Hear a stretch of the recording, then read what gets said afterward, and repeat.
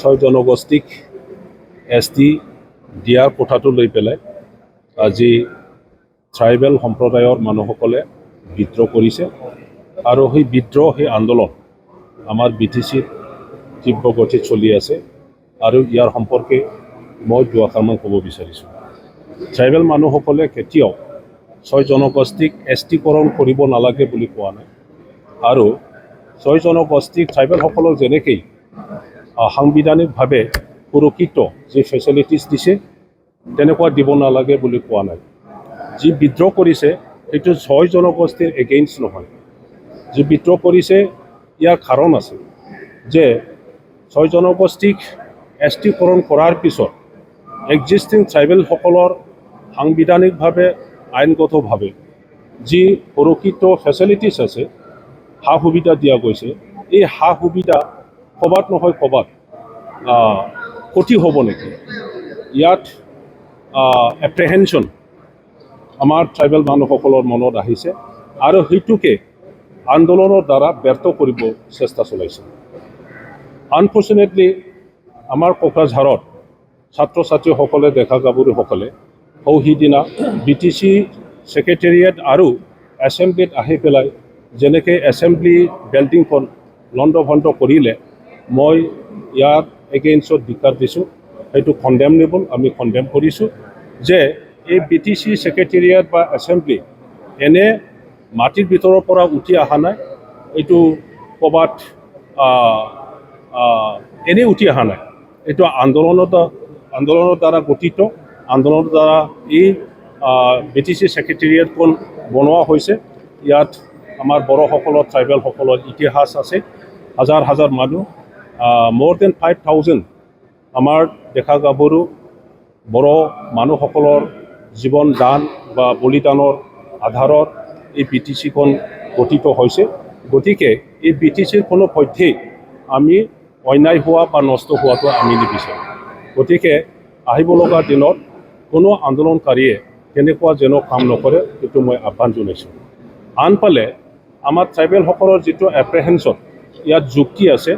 বিনা যুক্তি ট্ৰাইবেলসকলে আজি আন্দোলন কৰা নাই। যিটো গ্ৰুপ অফ মিনিষ্টাৰৰ যিটো ৰিকমেণ্ডেশ্যন, সেই ৰিকমেণ্ডেশ্যনটো আমি দেখিবলৈ পাইছোঁ যে এজন মহান ট্ৰাইবেল মানুহৰ হাতেদি এই ৰিকমেণ্ডেশ্যনটো এছেম্বলিত দাখিল কৰা হৈছে আৰু এজন মহান ট্ৰাইবেল নেতা আমাৰ স্পীকাৰ ডাঙৰীয়াৰ দ্বাৰা এইটো গ্ৰহণ কৰিছে আৰু ভাৰত চৰকাৰলৈ এইখন ৰিকমেণ্ডেশ্যনৰ ওপৰতে প্ৰেৰণ কৰা হৈছে। এতিয়া ট্ৰাইবেলসকলে আনফালে ভয় খাইছে যে নিজৰ যিটো সুৰক্ষিত সাংবিধানিক আৰু আইনগতভাৱে যিটো ফেচিলিটিছ দিয়া গৈছে সেইটো হেৰুৱাৰ এটা ভয়। আনফালে ছয় জনগোষ্ঠীৰ তেখেতসকলৰ জাতি হিচাপে যাই থকাৰ যিটো আশা আকাংক্ষা সেইটো পূৰণ কৰাৰ এটা দায়িত্ব, গতিকে মাজত আমি ট্ৰাইবেলসকলে থিয় দিব লগা হৈছে। এতিয়া কথাটো হৈছে ৰিকমেণ্ডেশ্যনত যি ভাগ কেটাগৰাইজ কৰি পেলাই যিমানেই ট্ৰাইবেল বনোৱাৰ চেষ্টা নকৰক, পাৰ্লিয়ামেণ্টত যেতিয়া যাব আৰু পাৰ্লিয়ামেণ্টৰ আইন হিচাপে বিল হিচাপে যেতিয়া সেইটো উত্থাপন কৰিব, এই বিলটো সংবিধানত যিটো প্ৰভিজন আছে এই প্ৰভিজন মতেহে বনোৱা হ'ব। গতিকে অল ইণ্ডিয়া ইয়াত A কেটাগৰীৰ ট্ৰাইবেল, B কেটাগৰীৰ ট্ৰাইবেল নাথাকে। অল ইণ্ডিয়া ট্ৰাইবেল কেটাগৰী এটাই, এইটো ট্ৰাইবেল হিচাপে জানিব, ST টো ST হিচাপে কৰিব, SC টো SC হিচাপে কৰিব। গতিকে ইয়াত ট্ৰাইবেল হিলছ,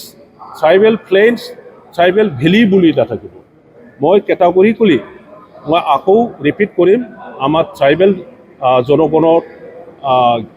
মানে নলেজৰ কাৰণে যে যিমানে আসাম চৰকাৰে বা গ্ৰুপ অফ মিনিষ্টাৰৰ যিটো ৰিকমেণ্ডেশ্যন, সেই ৰিকমেণ্ডেশ্যনটো লৈ পেলাই যিমানে চেষ্টা নকৰক, পাৰ্লিয়ামেণ্টত যেতিয়া বিল আনিব তাতে ট্ৰাইবেল দিয়া নিদিয়াৰ কথাটো কেটাগৰাইজ কৰি পেলাই নকৰিব। গতিকে আমাৰ ট্ৰাইবেল দাদা ভাইসকলৰ ভয় সেইটোৱেই, যেতিয়া সেইটো হৈ যায় তেতিয়াহ'লে যিটো সাংবিধানিকভাৱে পলিটিকেল, ইকনমিক, ছ'চিয়েল আৰু এডুকেশ্যন, চাকৰি বাকৰিৰ ক্ষেত্ৰত ট্ৰাইবেলসকলৰ কাৰণে যি ৰিজাৰ্ভেশ্যন কৰি দিয়া হৈছে সেই ৰিজাৰ্ভেশ্যনবোৰত এই ফেচিলিটিবোৰত ক'ৰবাত নহয় ক'ৰবাত বহুত আঘাত আহিব আমাৰ সন্মানীয় চিফ মিনিষ্টাৰ ছাৰে নিজৰ মুখেদি কৈছে সেইটো যদি কৰা হয় তেতিয়াহ'লে এক্সিষ্টিং ট্ৰাইবেলসকলৰ বহুতো ক্ষতি হ'ব গতিকে ক্ষতি হ'ব সেইটো জনাৰ পিছতো যদি আকৌ একেটা কাম যদি কৰিবলৈ যায় তেতিয়াহ'লে সঁচাকৈ ট্ৰাইবেলসকলে এক্সিষ্টিং ট্ৰাইবেলসকলে আগন্তুক দিনবোৰত যাই টকাৰ ক্ষেত্ৰত বা নিজৰ ভাষা সাহিত্য সংস্কৃতি পৰম্পৰা ৰক্ষণাবেক্ষণৰ ক্ষেত্ৰত বহুতো কষ্ট পাব বা জাতি হিচাপে যাই থকাটো নিজৰ ভাষাটো সংৰক্ষণ কৰাৰ ক্ষেত্ৰত নিজৰ পৰম্পৰা সংস্কৃতি ৰক্ষণাবেক্ষণ দিয়াৰ ক্ষেত্ৰত তেখেতসকলে নিশ্চয় মানে কঠিন হ'ব গতিকে সেই এপ্ৰিহেনশ্যনটো লৈ পেলাই আজি ট্ৰাইবেলসকলে বিদ্ৰোহ কৰিছিল আৰু মই এটা কথা ক'ব বিচাৰিছোঁ এই সমস্যাটো কোনোবা BPF দলে বনোৱা নহয় এই সমস্যাটো কোনোবা UPPL দলে বনোৱা নহয় এই সমস্যাটো কোনোবা BJP কংগ্ৰেছ দলে বনোৱা নহয় কোনো ব্যক্তিয়ে সেই ট্ৰাইবেল নিদিয়াৰ সমস্যাটো বনোৱা নাই হাগ্ৰামা মহলীয়াৰীয়ে বনোৱা নাই প্ৰমোদ বড়োৱে বনোৱা নাই কোনোবা বিশ্বজিৎ দেৱাৰীয়ে বনোৱা নাই কোনোবা ডক্টৰ হেমন্ত মানে বিশ্ব ডাঙৰীয়া সেইটো বনোৱা নাই গতিকে মই আন্দোলনকাৰী তেখেতসকললৈ এটা আহ্বান জনাইছোঁ কাকো ব্যক্তিগতভাৱে যেন দোষাৰোপ নিদিয়ে কোনোবা দলক যেন দোষাৰোপ নিদিয়ে এইটো হ'ল 6 জনগোষ্ঠীৰ নিজৰ জাতিৰ অস্তিত্ব নিজৰ ভাষা সংস্কৃতি উন্নয়নৰ এটা কোৱেশ্যন আহিছে আৰু আমাৰ দেশৰ গণতন্ত্ৰৰ আধাৰত সাংবিধানিক মানে ৰক্ষণাবেক্ষণ পাবৰ কাৰণে তেখেতসকলৰ ভাষা সংস্কৃতি ৰক্ষণাবেক্ষণৰ কাৰণে তেখেতসকলে আন্দোলন কৰিছে আৰু সেইটো বিচাৰিছে আজি নহয় কালি নহয় এই 6 জনগোষ্ঠীয়ে ট্ৰাইবেল পাওক বা কিবা এটা পাওক তাত আমাৰ একো ক'ব লগা নাই আৰু পাবই আসাম চৰকাৰে যেতিয়া ৰেকমেণ্ডেশ্যন কৰিছে ভাৰত চৰকাৰে সেইটো কনচিড কৰিবই এতিয়া ট্ৰাইবেল আমাৰ দাদা ভাই জনগণ আৰু ডেকা গাভৰু ছাত্ৰ ছাত্ৰীলৈ মোৰ এটা আহ্বান মোৰ এটা মেছেজ যে আমাৰ যি সুৰক্ষিত আমি ফেচিলিটি পাই আছোঁ ৰাজনৈতিকভাৱে অৰ্থনৈতিকভাৱে শিক্ষাৰ ক্ষেত্ৰত চাকৰি বাকৰিৰ ক্ষেত্ৰত সেইটো আমি কেনেকৈ মানে নষ্ট হ'ব দিব নোৱাৰে সেইটো কেনেকৈ আমি সুৰক্ষিত কৰিব পাৰে আমি কেনেকৈ ভালকৈ ৰাখিব পাৰে আমাৰ যেন কোনো নষ্ট নহয় ক্ষতি নহয় এই কামটো আপোনালোকৰ হাতত থাকিল আপোনালোকে কেনেকৈ সুৰক্ষিত কৰিব পাৰে এই কামটো আপোনালোকে কৰিব পাৰিব লাগিব এতিয়া BTC অঞ্চলত যিটো হৈ আছে মই ভাবোঁ আলোচনাৰ অতি প্ৰয়োজন মই আহ্বান জনাব বিচাৰিছোঁ আজি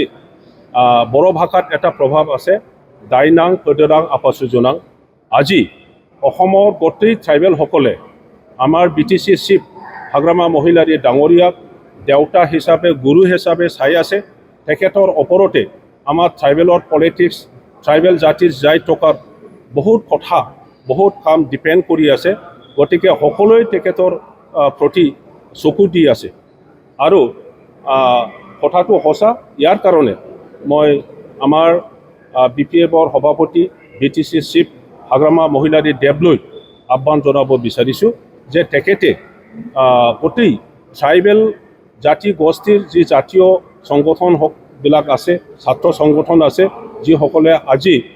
আন্দোলন কৰি আছে তেখেতসকলৰ লগত সময় দি পেলাই